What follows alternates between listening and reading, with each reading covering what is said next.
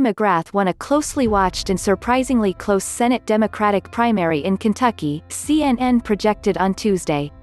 A former Marine fighter pilot who had the backing of the National Party establishment, McGrath will face off against Republican Senate Majority Leader Mitch McConnell in November.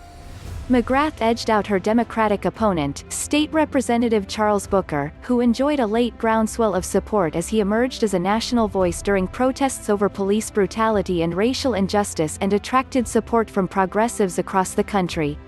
McGrath congratulated Booker and other Democratic primary opponents in a statement Tuesday afternoon.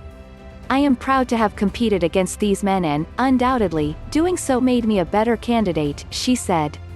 "I hope I can rely on them for their help, guidance and advice for the fight ahead of us." A prolific fundraiser, McGrath was the pick of the Senate Democratic campaign arm and brought in more than $40 million for her campaign. She also enjoyed the backing of multiple labor unions, and many Democrats, from in and outside the state, who were drawn to her military background. McGrath was the first woman to fly an F-18 in combat, and flew more than 85 combat missions in Iraq and Afghanistan. McGrath's supporters contended her moderate stances were more in alignment with Kentucky's traditional electorate than Booker's more progressive views. The 35-year-old Booker supports the Green New Deal. He often refers to it as the Kentucky New Deal, a universal basic income and Medicare for all. McGrath favors a public option and a Medicare buy-in for those over the age of 55, rather than overhauling the U.S. healthcare system with a single-payer program. Booker, the youngest black Kentucky lawmaker, received high-profile endorsements from Sens. Bernie Sanders and Elizabeth Warren, who signaled her support for McGrath last year, and New York Representative Alexandria Ocasio-Cortez.